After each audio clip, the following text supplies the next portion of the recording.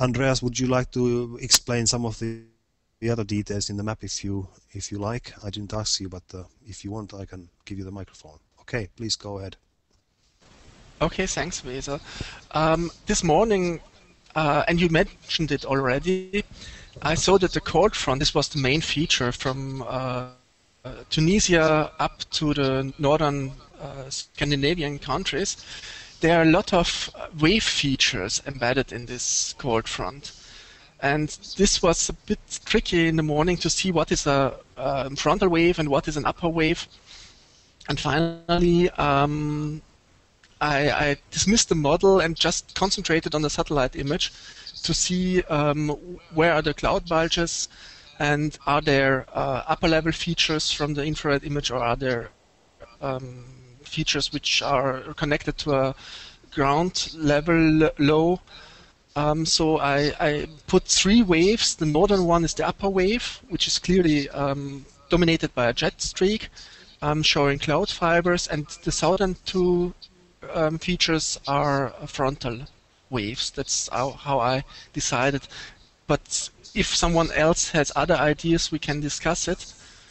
As I mentioned already, the detached warm front, I put it because of the warm advection maximum over France. But then I saw the infrared and visible combination image from Weser 10 minutes ago, and so I'm not so sure anymore if this is really a warm front. But I have still no better idea concerning this feature here over France. Yes, I had some diverging ideas about this occlusion over the North Sea. I think this is an old frontal system, and the warm front band here is something newer. Yes, that's all I can see now concerning this image. And this, you mentioned the upper wave. I think you were talking about this wave over here. Exactly. So upper wave, how do you normally differentiate the upper wave with the normal wave in the atmosphere? The first thing I'm looking at is the feature, how it looks in the satellite imagery. If there are fibers, then there could be some connection to a jet streak, and then I look in the numerical model fields and I see if there's a jet streak superimposed to this feature, and this is the case here for this nice feature. There's something maybe I can mention for this system. I put my pointer here. You see that here you have an occlusion, which is quite clearly depicted, and here you have another feature. Also here we can discuss what it is, in fact. It could be a backband occlusion, as I put it. Sorry, my telephone. So, sorry. Or it could be also an occlusion, because you have here some continuation with lower clouds contouring over a surface low. So I was hesitating between putting this as an occlusion second low and occlusion, or insisting on the fact that this part here is already kind of cold front. Mm-hmm. So there are 2 ways to analyze it, and because it is not so curved anymore, it is rather a straight line like a cold front, I put here the backband occlusion. But in fact we will see in the next hours how it will develop, which character will dominate, either the curved situation around this low here, or will it develop into a secondary cold front. We shall see it in a few hours. Yeah, it seems that at least in the thermal front parameters, when we look at you see already this kind of a double structure. You have this classic cold front over here, and then we see some clear TFP maxima here, which is not often the case. Often these systems are shallow, but this one at least has this characteristics of a secondary cold front. Even maybe it could develop into such. All right, so coming back to the southern part of Europe, where the most activities happen today, is we I was looking at some of the parameters from the ePort page just for the analysis of the of the convection and what are the ingredients for convection today. And one of the ingredients is of course the moisture.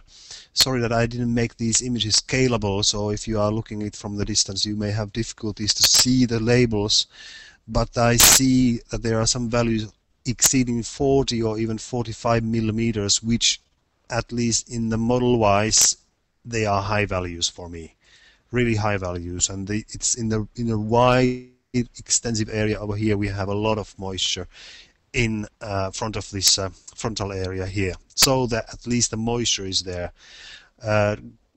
One of the products of the Meteosat is the global instability index. I don't often use it, I must admit, but today I just took a look. Of course, it only works when you have the clear conditions, so it's somehow a very good tool for the pre-convective environment.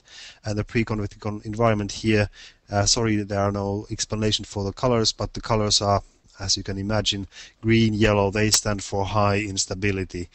And this is a rather, again, a broad area extended from Tunisia even to Greece, with a high instability values over the region.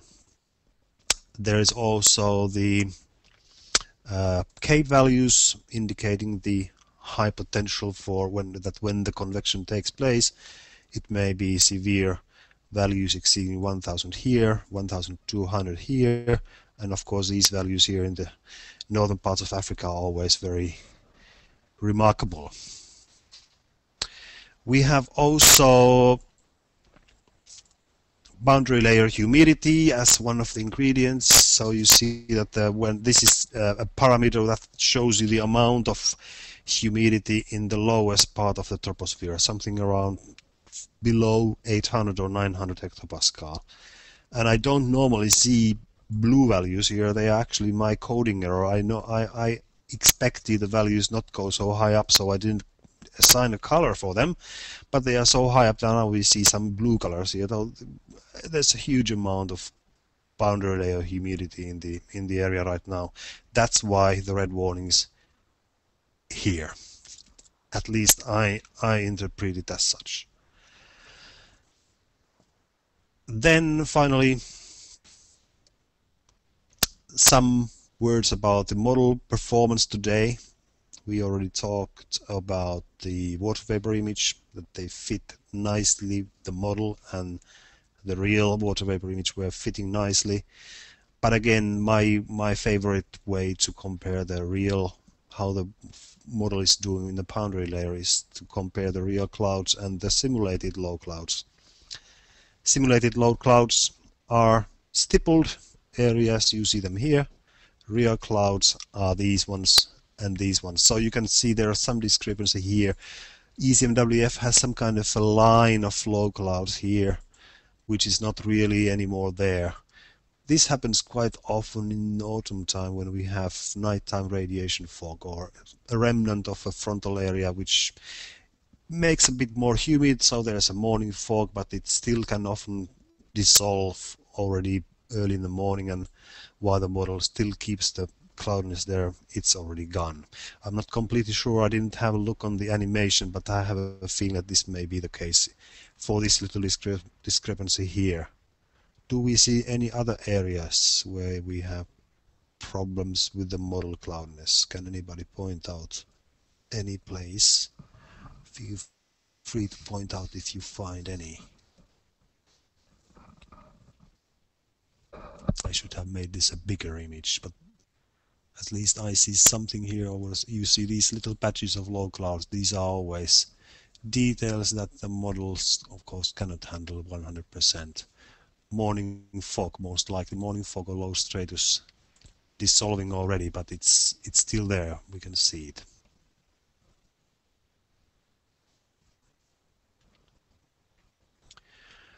Alright, so I think for the most I am done, but let's run. Maybe we are interested still about the weekend. I made a short animation of the ECMWF forecast for the weekend. Let's make it run for a couple of minutes and then we can have a discussion on what we see. At least for me, the weekend in Finland looks rather variable. Warm but a bit unstable. The system over the Italy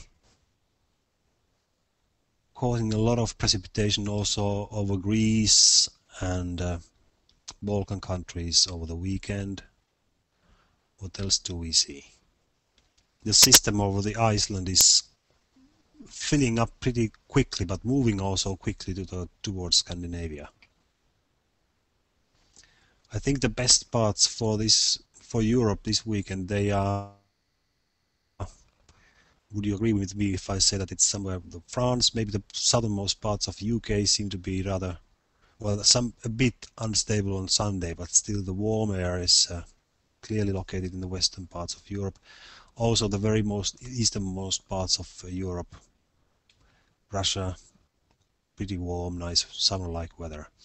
So it's again the northern part of Europe which will have the most wind, a lot of rain, and then the Balkan countries and the Balkan countries will have a lot of rain as well.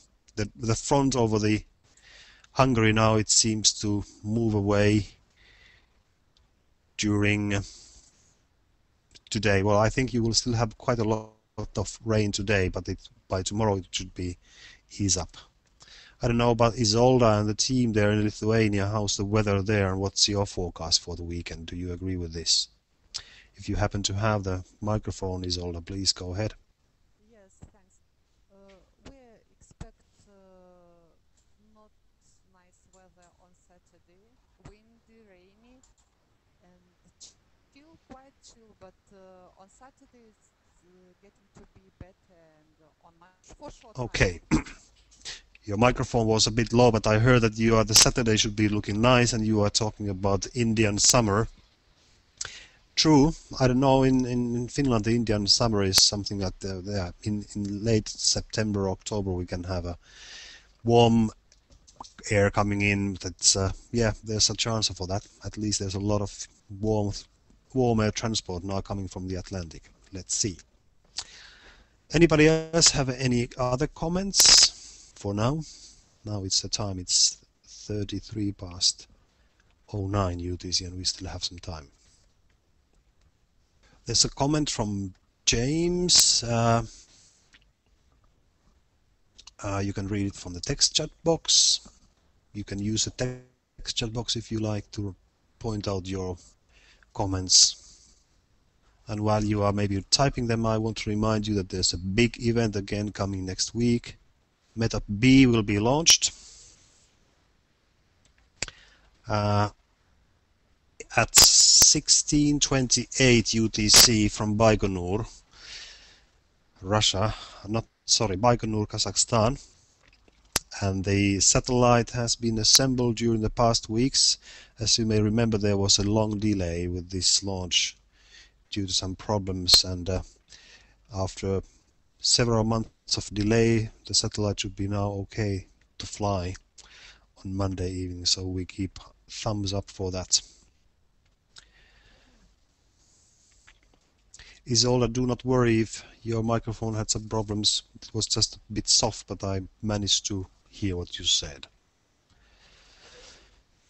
So, thank you for joining in this time.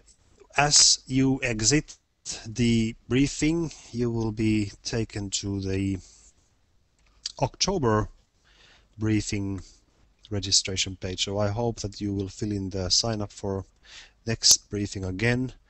If I do remember right, it's Angela Lorenzo and Nuno Moreira, with a contribution from Tatiana Majsterovic, giving the briefing on 18th of October at 11 UTC. So please note the time. It will be together with the workshop, SATREP workshop in Vilnius. Isolda knows about this, and so the group there will be joining the briefing. I hope to see you there. But from me now, it's thank you again for joining, and see you next month. Bye bye.